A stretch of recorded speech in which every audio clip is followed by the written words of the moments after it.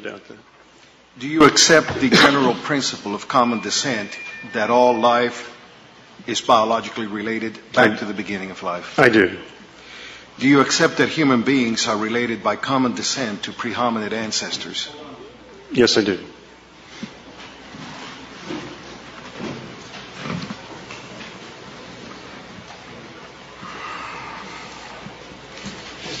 Counsel, would you please put up page 15 for me, please?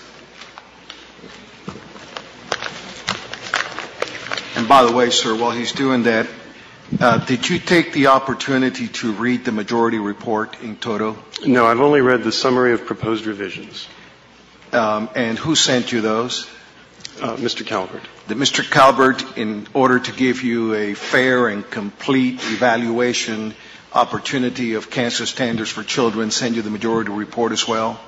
I was given to understand that all of the relevant sir, listen to my question. Listen to my question, please. In order for you to have a fair and complete understanding of what the cancer standards are all about for cancer's children, did Mr. Calvert include for your review the majority opinion, commonly referred to as draft 2, yes or no? I can't give a yes or no answer to that because of the way you phrased it. In order to have a complete... Excuse me, let me rephrase the question. Did you receive draft 2 for your review?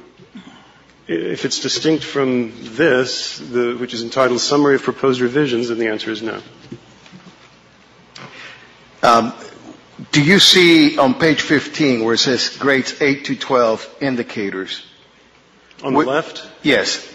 Would you please read that statement, mark number 1, for me? Biological evolution, descent with modification, is a scientific explanation for the history of the diversification of organisms from common ancestors. And do you know whether or not that's the majority opinion? That is the majority opinion, isn't it?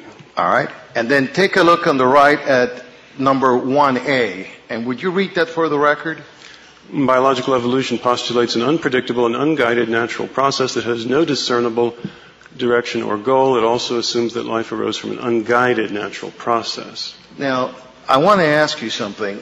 Do you see on the majority position anywhere the terms unpredictable and unguided? Well, obviously what's on the right is not on the left. And would you further agree with me that you would oppose for the teaching of simply unpredictable and unguided natural processes? Well, I don't think that's what's being taught. I think what it's saying is that the mainstream interpretation of biological evolution postulates that. And I believe that's a correct statement. Sir, in all fairness, that's nowhere in the majority opinion, is it? Well, this is an expansion, an explanation of the too succinct version on the left. The fact is that nowhere, in order to be fair to the majority and draft 2, nowhere does it state unpredictable and unguided, and that is simply a straw man argument that has been created by the minority to create controversy where there is none, correct? I think the rules do not permit questions that actually have embedded in them arguments for a particular position or not. I think they're limited to just questions. It's not a straw man argument. Hang on a second, sir. There's an objection made by Mr. Calvert on the record. I respectfully disagree. Throughout this entire process, the minority has insisted that it is inappropriate to have unguided and unpredictable in the teaching of Kansas children's scientific curriculum. The fact is, those two words appear nowhere in the majority report. The fact is, that is nowhere on the majority report the intent of the majority, and that the minority has placed these two words in its report simply as a straw man argument to come in here and argue on supposition that those two issues exist when they do not. And my purpose in questioning the witness is to ascertain whether or not he agrees with that proposition. I disagree. It is not a straw man argument because that is a correct assessment of the majority opinion of the scientific community in this country. So, in your opinion, the majority of the scientific community in America follows 1A. Yes, sir. Although it's nowhere in the Kansas standards. That's why it's Correct? Counsel, Yes. I would urge you not to do that. Correct, sir? Yes, sir. Where in the standards do you find the term Darwinist in the majority opinion? Oh, you haven't read the majority opinion, have you?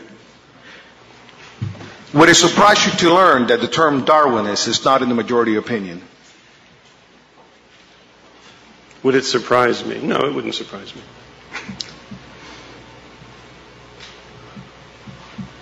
In your opinion, would teaching according to the majority opinion, which is draft 2, equate to teaching materialism and atheism? Can you repeat the I'd be happy first part of to. that? I'd be happy to. Is it your opinion that to teach children in Kansas, pursuant to the position of draft 2, equates to materialistic and an atheistic perspective? Pursuant to the position of draft 2, you mean everything contained in the summary proposed? As it relates, yes.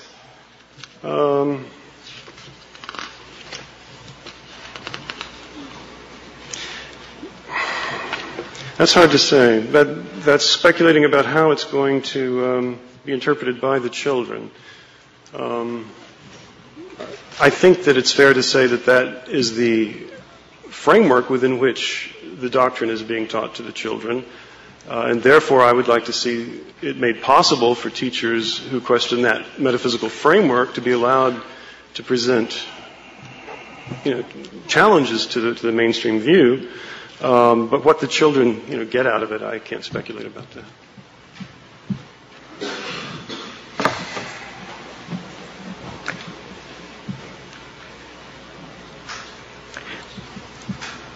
Would you agree that the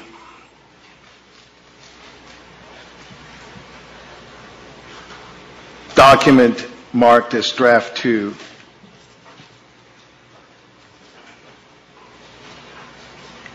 irrespective of what the authors may think about their religious beliefs, in your opinion, then supports materialism and atheism? Is that what I understand you to say? Implicitly, I think that's a fair statement, yeah. It's not explicit, though, I'll grant you that. So it is perhaps your suggestion or opinion, although it is not what it says. Based on my understanding of the larger context within which these ideas, which after all are simplified for presentation to children. Does draft, it's kind of hard to question you about draft 2 if you haven't heard it, but have you been told by anyone that in draft 2 that the only opportunity or the only position presented is that natural selection is the only mechanism involved in the history of life? That's my understanding. And your understanding based on what? Well, why are we here today if that's not the case? If it were possible to question that, we wouldn't, any of us, even be here. And it is your understanding that the Kansas standards do not allow for questioning? Yeah. Have you had an opportunity to have Mr. Calvert or anyone involved in the minority side read this sentence to you? There are many issues which involve morals, ethics, values, or spiritual beliefs that go beyond what science can explain, but for which solid scientific literacy is useful. Would that resolve your concern about what Kansas should do as far as opening the door for a full and complete discussion? I certainly approve of the statement, but... Would it be a surprise to learn to you that that is precisely what the majority opinion says? It still does not address the issue specifically about the origin of life, the adequacy of natural selection as a theory of evolution, however. You would agree with me then that if in fact the Kansas standards do state that there are many issues which involve morals, ethics, values, or spiritual beliefs that go beyond what science can explain, but for which solid scientific literacy is useful, that is the appropriate way to proceed, correct? I do. Does that sentence seem to reflect naturalism, the philosophy that matter and energy is all there is? Or does it seem to reflect a philosophy that there's more to the world than what science can investigate? That particular sentence appropriately does indicate the limitations of our current scientific understanding. And that does in fact make it clear, does it not, that the majority on the committee understands that there's more to human knowledge than what science can provide, and that draft 2 does not imply, endorse, or support naturalism over any theological view, correct? Not quite, because there's still the question about evolution itself. Thank you. Nothing further.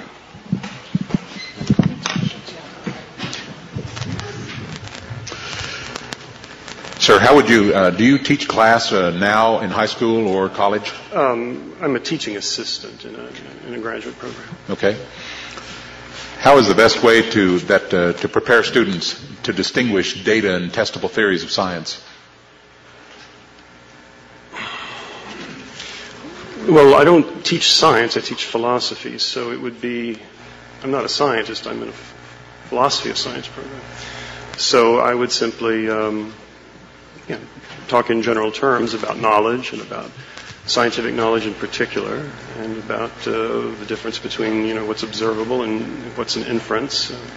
Just talk in general philosophical terms. Perhaps I didn't answer your question. I'm not quite clear. Then let's go to a different question then. With a background in philosophy of science, what are there philosophical claims about science that are made in the name of science? Oh yes, there certainly are. Are you asking what are they? Yes, what are they? Well, we've just been discussing at some length the idea that natural selection provides a complete explanation for not only living organisms but human beings and all of our characteristics. I think is simply false. I think it's a philosophical framework, it's a worldview, it's a metaphysics, but it's not an empirical claim that can be shown, demonstrated empirically. So the difference between a philosophical claim of science and an empirical and a testable theory of science would be the empirical analysis of that, the evidence, empirical evidence behind that? Sure, if you can go in the laboratory and do a repeatable experiment, that's one thing. And if you're making inferences and making extremely general claims about the way the world works, that has a different epistemological status. Do philosophical claims of science have any ability of evidence behind them, or are they inferences from other pieces of evidence? I mean, I'm not saying that's bad. I just want to make the distinction, that's all. Yes. Naturally, we all of us want to arrive at a coherent and comprehensive worldview. There's nothing wrong in that. It's just that you can't then claim the same authority for that worldview that you claim for in the laboratory, as a scientist, what you can actually show me in a replicable experiment. When the scientist steps out of the laboratory and makes these much more general claims, he's wearing a different hat. He's wearing a philosophical hat, not a scientific hat. Do you have any background in talking about the religious claims of science? I'm not sure what you mean. The religious claims of science. Okay, that's what I was asking, if you had any background, and the answer is no, apparently. I guess not. Okay, that's what I was asking. Is it possible to take evidence and to develop two different sets of philosophical claims from it? Sure. As a philosopher of science, what is proof? What constitutes proof? Well, there are all kinds of different kinds of proof. There's deductive proof, but that's really not relevant to empirical science. In science, we have inference to the best explanation. We construct theories. We take all the evidence at our disposal into consideration. We weigh, we judge, and we make a determination as to what makes sense to us. But human beings weigh these decisions in different ways. Therefore, they come to different overall opinions about what makes sense.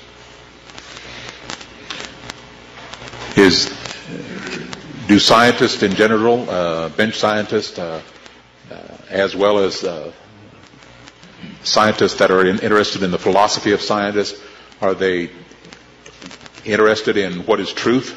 Sure. Now, even among bench scientists, obviously you're going to have disputes. You're going to be weighing evidence in different ways. But there, the connection between what we can observe and the theoretical aspect is much closer. It's much narrower. And eventually, enough evidence is accumulated where everybody becomes persuaded and a consensus forms.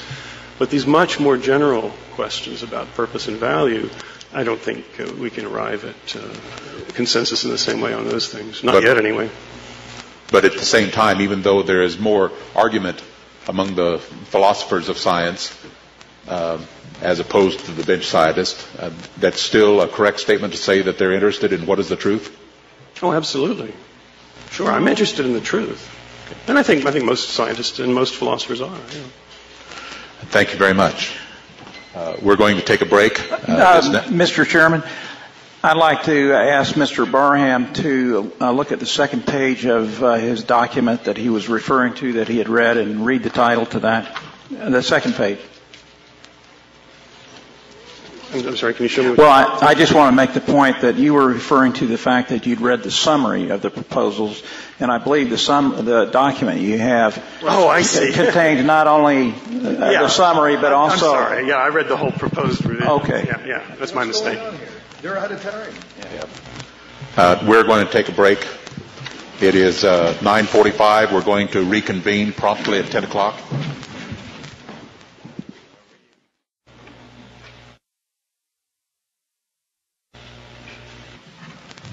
Mr. Calvert, please proceed. Thank you, Dr. Abrams. I'd like to present as my next witness Dr. Stephen C. Meyer, a nationally recognized for his work on the scientific, philosophical, educational, and legal aspects of the biological origins controversy. Dr. Meyer is currently Director and Senior Fellow of the Center for Science and Culture at the Discovery Institute, Seattle. Dr. Meyer, I really appreciate your joining us this morning.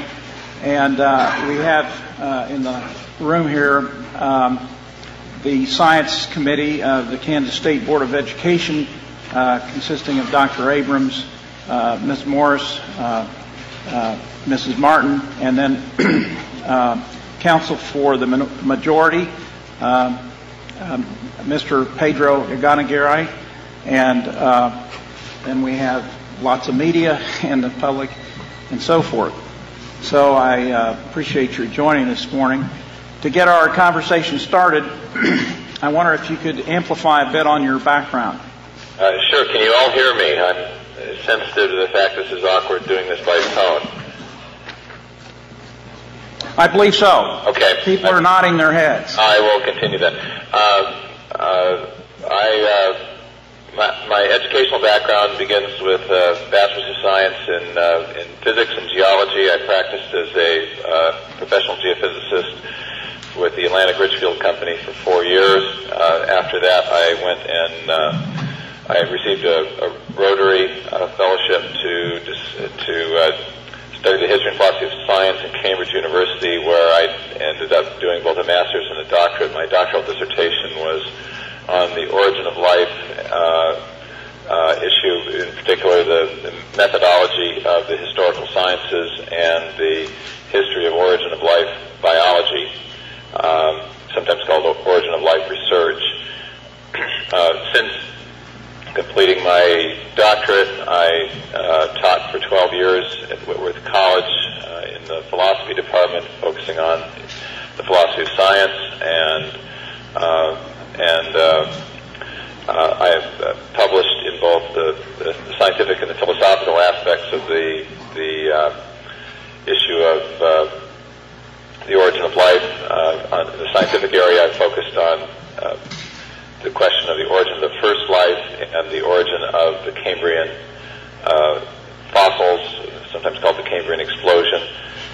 in the philosophical area, I have written on the question of the definition of science, what are called demarcation arguments that purport to define science, that are the arguments that are used to define science normatively and to justify a principle called methodological naturalism. My expertise in that area was acknowledged by an invitation to contribute to a book that was published with Garland Press called The History of Science and Religion in the Western Tradition. It's an encyclopedia, and I was asked to contribute the article on the demarcation of science and religion, which I think will be relevant. I've also co-authored a law review article with my colleague Professor David DeWolf of Gonzaga Law School and Professor Mark DeForest, also of Gonzaga Law School. It was published in the Utah Law Review, which examined the constitutionality of discussing theories, in particular the theory of intelligent design as an alternative to neo-Darwinian and chemical evolutionary theory in the public schools. Dr. Meyer, I believe you've also written on your recommendations regarding science education policy. Is that correct? Oh, that's right. I forgot to mention that in 2003, I co-edited and contributed several chapters to a book called Darwinism, Design, and Public Education that was published with Michigan State University Press. My co-editor and contributor to that volume was John Angus Campbell of the University of Memphis, one of the leading rhetoricians of science in the country and a leading expert on the rhetorical and argument structure of Darwin's great work, The Origin of Species. In the book, we advanced a model of science education which we called Teaching the Controversy, and true to our own pedagogical recommendations, we included critiques of both the scientific articles and the policy proposal that we had made in the back from leading Darwinian figures such as Michael Ruse and William Provine. Would you perhaps summarize briefly, Dr. Myers, your recommendations for a science, an appropriate science education policy for a public school? Well, I know that the focus of your discussion is the question of biological origins and the question of evolution, and so I'll focus my remarks on that. Although our recommendation that controversy and disagreement among scientists be incorporated into the curriculum, I think, can apply to other disciplines as well. But very simply, we recommend that neo-Darwinian evolution, your standards call it biological evolution, but the standard received theory of biological evolution today is still neo-Darwinism, though there are many competitors within the scientific literature. But the standard textbook version of the theory, called neo-Darwinism, is something that we think students should learn about. They should learn about the two main parts of the theory of universal common descent, and also the idea that natural selection acting on random variations and mutations has the power to generate new biological form. And further, students should also learn the current scientific criticisms of the theory as they exist in the scientific literature. So we think that students should learn the theory, they should learn its strengths, they should also learn its scientific weaknesses, and that the mode of instruction should be based on evidential concerns. That is to say, the starting point should be the evidence that scientists are using to either support or challenge the theory. And we in the book also discuss the existence of alternatives, in particular the controversial alternative of the theory of intelligent design.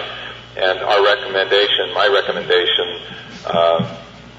at Discovery Institute, we're recommending the same thing, and that is that students be required to learn the received theory of neo-Darwinism, and should be required also to learn the current scientific criticisms of the theory. They should be permitted to, actually teachers should be permitted on a voluntary basis to discuss alternative theories, whether that's self-organization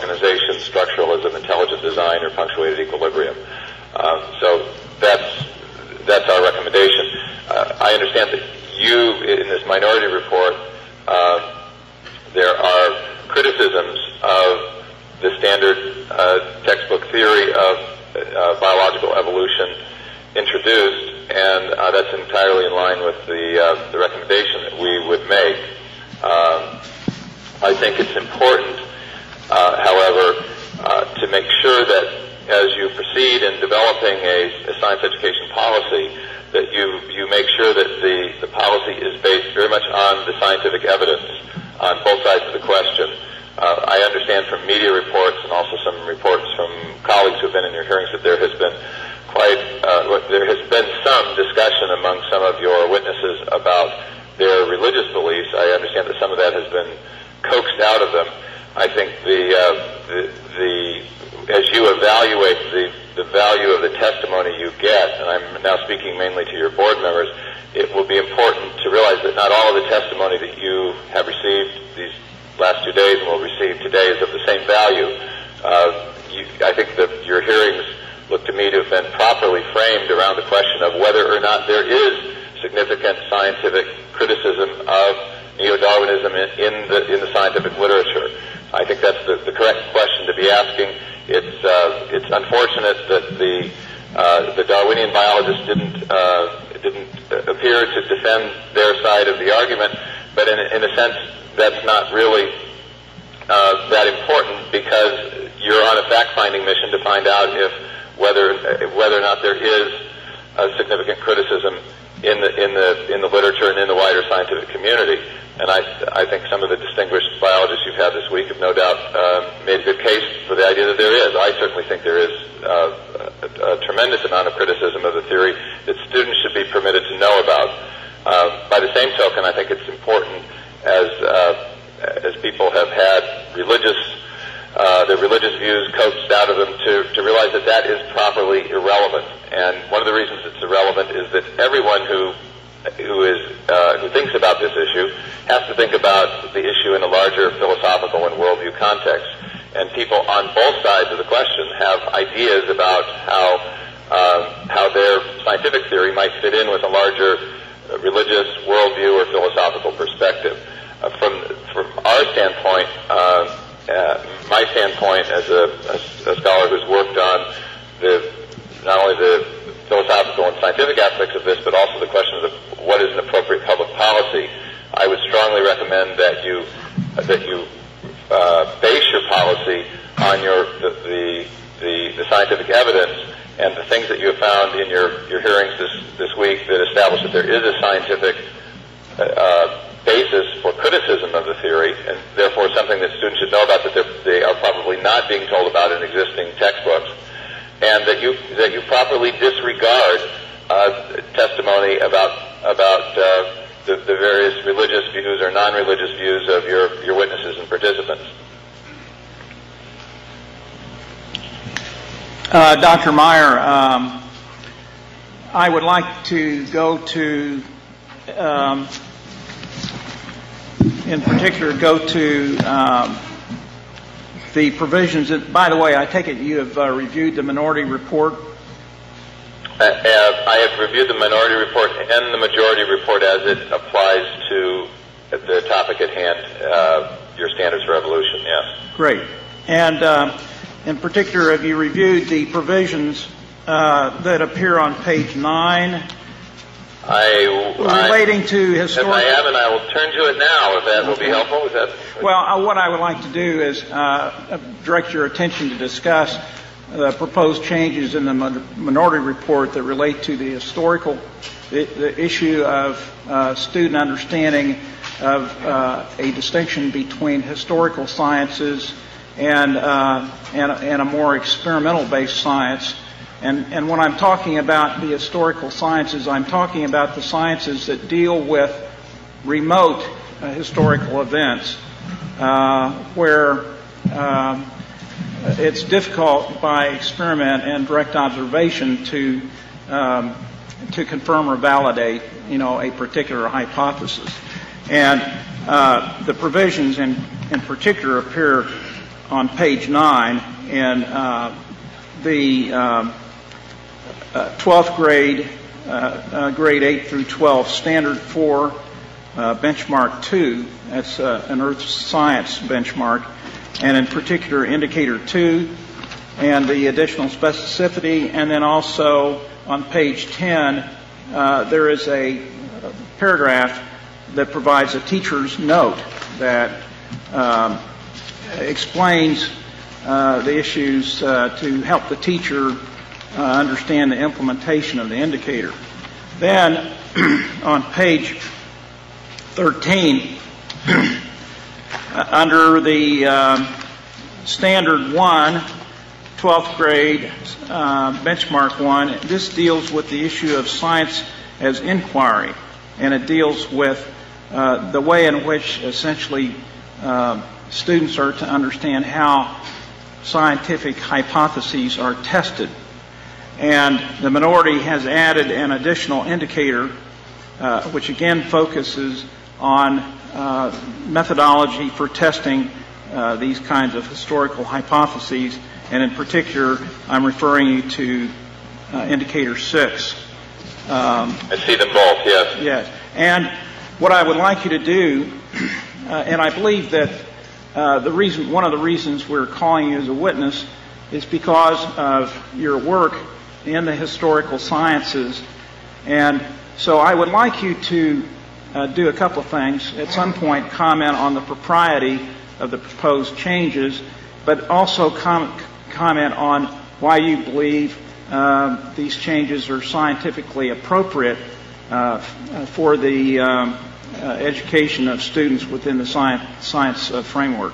Sure. Really, the question isn't their scientific appropriateness; it's the methodological appropriateness, the distinction between the historical and the experimental, or what I called in my dissertation, the nomological, the law-oriented sciences, is really a matter of differences in method. And I think that your indicator in indicator 2 is an excellent statement of precisely how historical scientific hypotheses are tested, and precisely by formulating competing hypotheses. In my Cambridge dissertation on this, I actually argued that there was a clear methodological distinction between the historical sciences and what I called, again, nomological sciences, science that are concerned with formulating laws and describing repeating patterns in nature. I argued for that on 3 grounds, namely that the historical sciences ask different types of questions than non-historical sciences. They're asking what happened in the past, or what happened in the past to cause a particular event to arise, whereas an experimental or nomological scientist will be wanting to know what ordinarily happens in nature and what might be responsible for those regular repeating patterns that can be, or they might want to describe those patterns with mathematical laws or equations. Historical sciences are also concerned to, they use different types of inferences, and they use different types of explanations. The explanations in particular tend to focus on some kind of past causal events or a narrative involving a series of cause and effect or causes in sequence. Whereas in non-historical sciences, either there is an attempt to describe phenomena mathematically, or the explanations that are offered are in terms of some deep substructure of matter. So there's a clear, I think, principal distinction between the historical sciences in those 3 areas. And further, in the area of testing, it's often alleged that historical sciences, historical theories cannot be tested because the events cannot be replicated in the laboratory under controlled conditions. And that's true. In the historical sciences, you cannot often replicate the event you're interested in under controlled laboratory conditions, but that does not mean that hypotheses in the historical sciences cannot be and are not tested. In fact, they are tested by comparing the explanatory power of the hypothesis against its competitors. And you have captured that very nicely in your indicator 2 and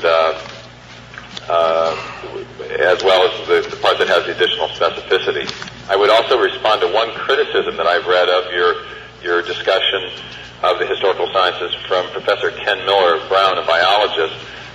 He points out correctly that sometimes in the non-historical sciences there are competing hypotheses that are proposed. But I don't think that in any way detracts from the accuracy of your description of how historical sciences are tested. Historical scientific theories are always tested in that manner. There is debate among philosophers of science as to whether or not the prediction under controlled experiment idea, for example, Karl Popper, is sufficient to test theories, or whether there is that is to test non-historical theories, or whether there's a needed element of comparative explanatory evaluation in those types of sciences as well. I think Miller may be onto something, but it's really irrelevant to whether or not you have captured the methodological practices of the historical sciences correctly. I think you have. Whether or not non-historical sciences have an element of comparative evaluation, I think they probably do, is still nevertheless completely irrelevant to whether you got it right. I think you did. Would you also, you've been speaking specifically about indicator 2. Would you also turn to page 13? I also would point out that I have having done this dissertation on this whole topic, when Carol Cleland's article appeared in Geology in 2001, I was extremely interested in it, and I thought it was an excellent discussion. I think that's a very good source to cite. Another good source on the nature of the historical science is actually the famous evolutionary biologist Stephen Jay Gould, who's wrote a number of excellent essays on it, and whose conclusions support your indicator 2 as well. Would Dr. Meyer, I appreciate those remarks, but would you also comment briefly on indicator 6 on page 13? Would you are your remarks with respect to that indicator similar as your remarks as to indicator 2? This is the indicator that reads, understands methods used to test those historical hypotheses that cannot be confirmed by experiment and or direct observation. Exactly. Goes on from there. Yeah, I think that's and you're saying that is something that applies to the historical sciences, that the hypotheses cannot be confirmed by experiment or direct observation. Well, they cannot be confirmed by direct observation of the cause involved, but the historical hypotheses are tested by, that doesn't mean that they don't have evidence that's relevant. Exactly. My Cambridge dissertation was entitled Of Clues and Causes, and then I had a long academic ponderous subtitle that no one wants to hear, but the point is that when you're reasoning in the historical sciences, you reason from the clues back to the causes. You can't observe the cause itself directly, but you try to infer what it was from the evidence left behind. Stephen Jay Gould put it very well when he said that in the historical sciences, you must infer history from its results. The results are actually pieces of evidence that you might have in front of you, but you have to infer what happened in the past to cause those pieces of evidence to come into existence, and the cause is the part that is not directly observable. And I think the way your indicator has worded that is that it looks to me to be accurate, because you're saying the historical hypothesis cannot be confirmed by direct observation. The hypothesis would refer to the cause, and that is the thing that can't be directly observed. There's plenty of things that can be observed. That's the evidence that's left behind.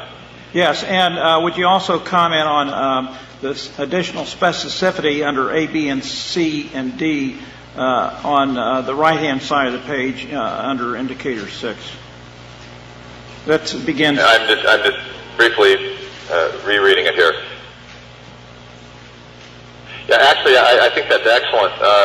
Even your indicator, A, B, C, D, I think all comport with my understanding of the methodological practices of the historical sciences. There's a subtlety that you capture in indicator 6C, where you see historical sciences predicts the kinds of circumstantial evidence that one would observe under each hypothesis. Typically, historical scientific theories are not tested by prediction under controlled laboratory experiments, or under controlled laboratory conditions, rather. But they do make weak sort of predictions about the kind of evidence you would expect to find if a particular hypothesis were to be true. And there is some confusion about that. The way you put that, I think, is really very precise and consistent with the practices of the historical sciences. Well, thank you very much. I would now like to move to, by the way, do you believe that these indicators are designed for student learning in the high school level up through grades 12? Do you believe these are age appropriate? Are you saying that you would actually, the indicators would be something that students would learn in the process of learning the content in their textbook, or are they? I'm unclear how these will be used. Are they things that will guide a teacher in forming a lesson and therefore probably be reflected in the lesson in some way? Guide a teacher in forming a lesson. I think they're perfectly appropriate for that purpose. Okay. I'd like to turn to page 15, and in particular the indicator and benchmark, or the benchmarks dealing with evolution. And this is in the high school grade 8 to 12, standard 3 life science, benchmark 3, where students are to understand, and we've added major concepts of the theory of biological evolution. And I would appreciate your commenting on the proposed revisions there and their appropriateness. And is this consistent with your view of how educational policy should implement? In this case, you're talking specifically about the definition of biological evolution and the proposed changes that your minority report has included in in that definition. Yes, and that includes, in addition to an expansion of the definition of biological origins, we would also add additional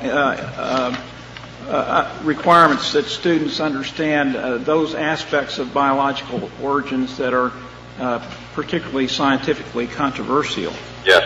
I would first start just by pointing out, just a little background that I maybe didn't mention. I co-authored an article called The Meanings of Evolution in the book Darwinism, Design, and Public Education. That book was peer-reviewed by a biologist, a philosopher of science, and a rhetorician of science. And I think the content of that article, The Meanings of Evolution, is important for understanding what should be specified as to the definition of evolution. If we're going to teach students about the contemporary theory of biological evolution, it should be defined clearly.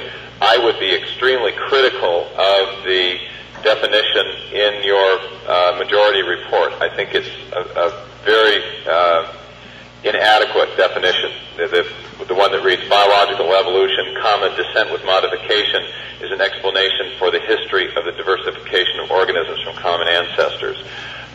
It's inadequate for a number of reasons. First of all, it only addresses one of the two main strands. There are two main parts, separable but related parts, in both Darwinian and contemporary neo-Darwinian biological evolutionary theory.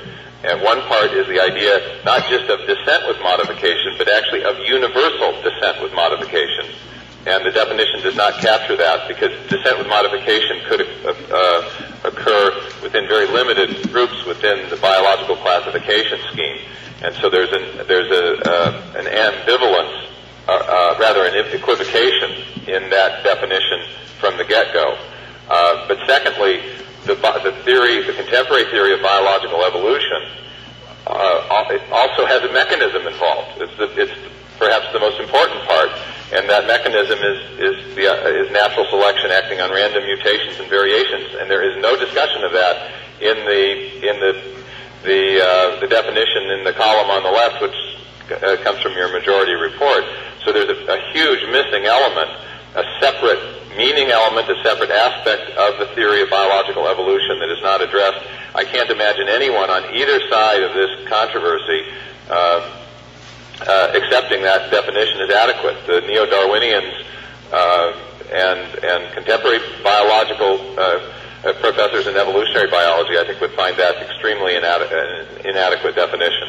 I think your additional specificity remedies that to a large degree, but I would recommend a couple of other things be added. I think that the natural selection should be named. Dr. Meyer, if you turn to page 16 Yes.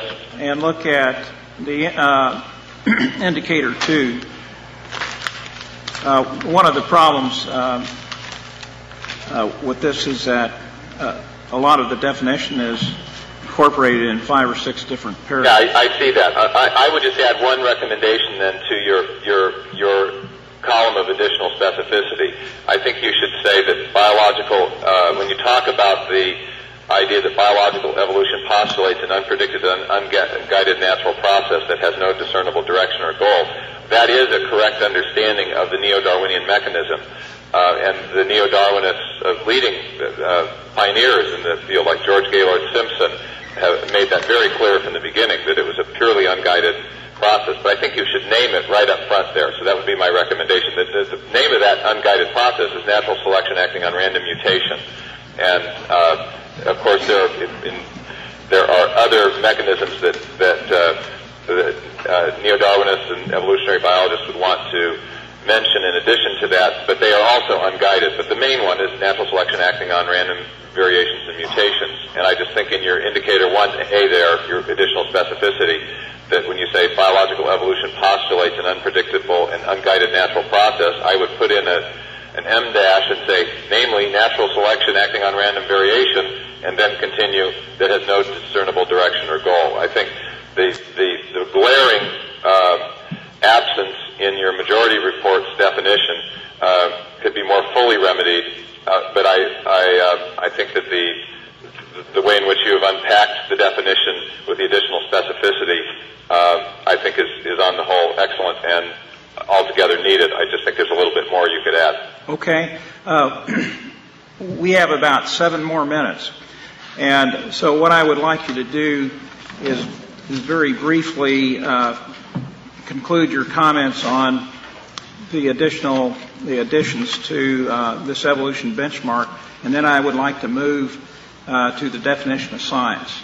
That's fine. You can move there now. I think, I would make one more comment, and that is, I think your indicator 3D, which makes a clear distinction between micro and macro evolutionary changes, is excellent and altogether needed, and I understand that it has been criticized both in the media and I believe it was in the critical report I read of this from Ken Miller, the distinction between micro and macro evolutionary is kind of a fiction created by anti-evolutionists.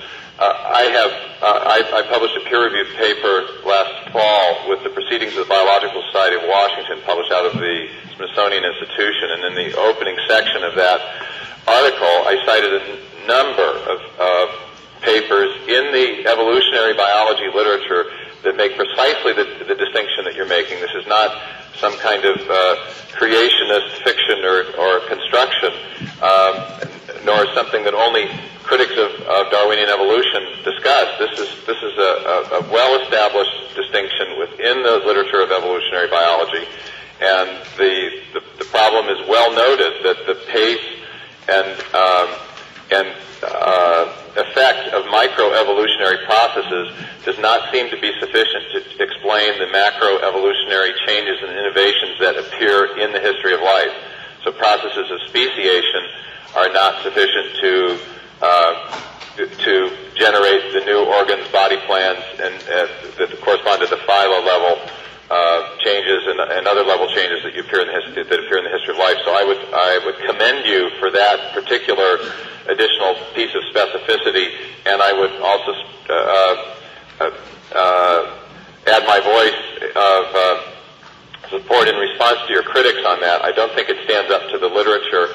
When we testified, that is, Dr. Jonathan Wells and I testified before the Ohio State Board of Education. We provided them with a bibliography of supplemental resources. This was a list of some 40 to 45 peer-reviewed scientific articles, and these were not written by advocates of design or even people who would define themselves as anything other than evolutionary biologists, but there were several articles in that group that were making precisely the point that this indicator makes, that there is a clear distinction between micro and macro evolution, and that it is at present an important problem that needs to be solved. It is an unsolved problem as to whether microevolutionary processes can be extrapolated to account for macroevolutionary innovation. Thank you. Dr. Meyer, could you turn your attention to page 4? And in particular, would you please comment on the proposed minority proposal to substitute the definition of science that essentially was adopted by Ohio in place of the definition in Draft 2, which is science is a human activity of seeking natural explanations for what we observe in the world. I'll jump right in because I realize our time is short. I think that the definition of your minority report is much preferable, and I'll tell you why. You have made it clear that you are neither mandating nor prohibiting the discussion of intelligent design in your science standards. You've taken a neutral stance on that. There is, of course, however, a debate about the theory of intelligent design going on within the larger scientific community. Michael Behe has famously advanced a case for design in his book Darwin's Black Box. He's been critiqued by scientists such as Ken Miller at Brown University, and I have made design arguments in peer-reviewed publications. William Dembski has, and others. One of the attempts to answer our argument is not empirically based argument or an argument that there is a better explanation than design based on certain analysis of evidence, but instead it is a response that is in essence philosophical in character, which says that the design hypothesis cannot be considered as part of science. It is unscientific by definition, and so the nature. This was when I published this article last fall of the Proceedings of the Biological Society of Washington. One of the council that oversaw the journal there tried to distance itself from the article and criticized it not on the basis of any scientific evidence or inaccuracy, but by citing a definition of science that would make the design hypothesis lie outside the domain of science.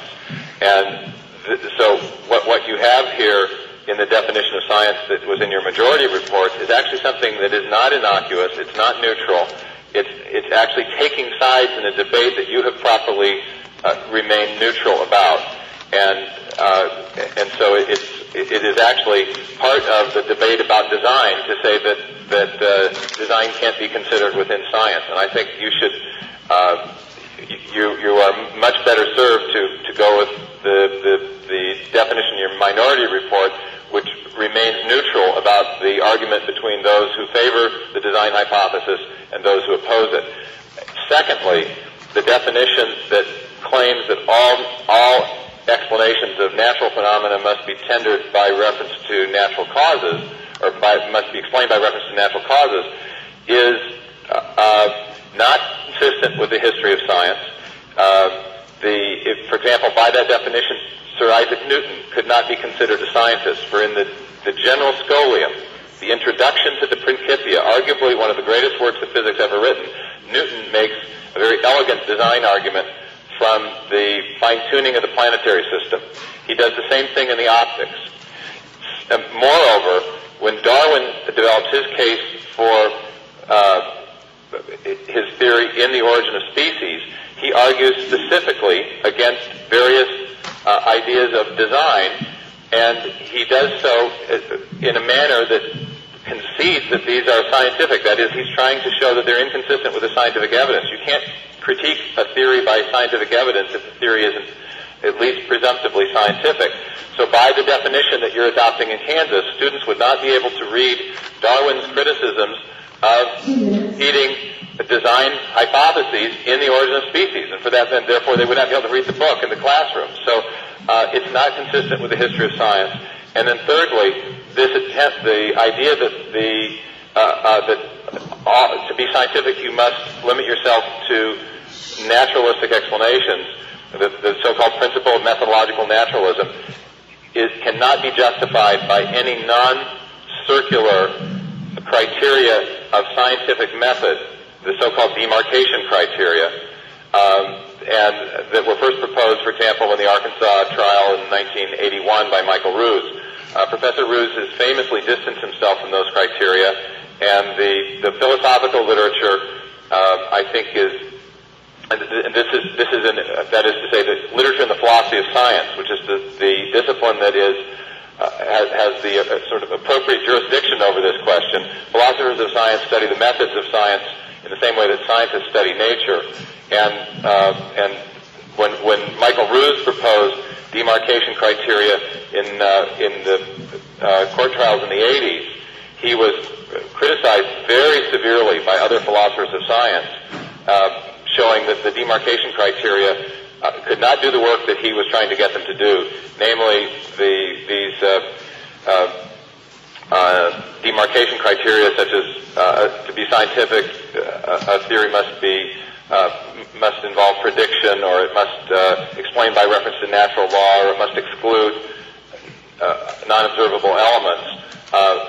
These criteria invariably, what I've learned in my own study of this and in my own writing, I made this case that the demarcation criteria, if applied consistently, either exclude both Darwinism and design, or they allow both Darwinism and design to be included under the definition of science. They do not effectively discriminate between those two competing hypotheses, and that makes sense because Darwinism and design are not two different types of things. They're two different answers to the same question, namely, how did life arise on Earth? Yes. Dr. Myers, thank you so much for your testimony. Our time is up, and so now it's turn of Mr. Aganagai to ask you some questions for about the chair will decide that. I've met Pedro before. Pedro, you were the moderator of a debate at Washburn University in 1999 that I participated in. I don't know if you remember that. Oh, of course I do. I'm here in a little bit of a different role. Well, actually, it was you were moderating. Steve, hang on a second. Whoa, you're taking up my time. Hang on a second. Maybe it's not that different of a role for you. All right, Dr. Meyer, this is Steve. I can't hear you very well. I don't know if you're. Dr. Meyer, can you hear me? I can hear you, but it's very muffled. Okay. Mr. Irganagarai, would you move down to the chair, please? I'd be happy. And you have 20 minutes.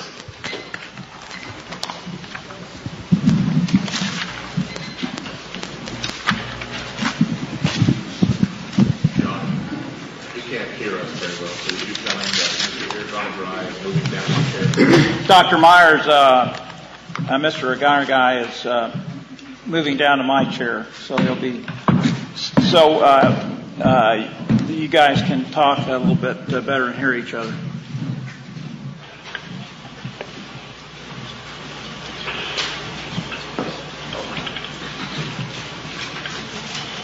Can you hear me now? I can indeed. All right. I have a few questions for you. First, that I want to establish for the record.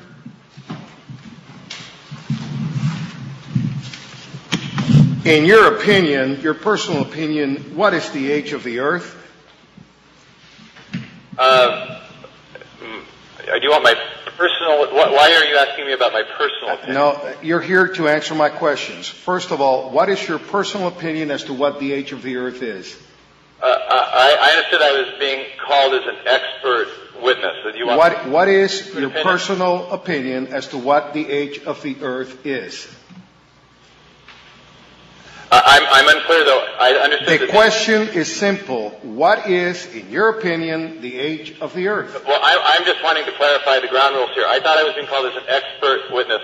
So why are you asking me about my personal witness? That's not the issue. Now, please answer my question. What is your personal... This is going to be fun, Pedro, but I would like to understand the ground rules here. Mr. A, why am I being asked about Chairman, personal opinion? if he's not going to answer my questions, I'd ask that his testimony be stricken from the record.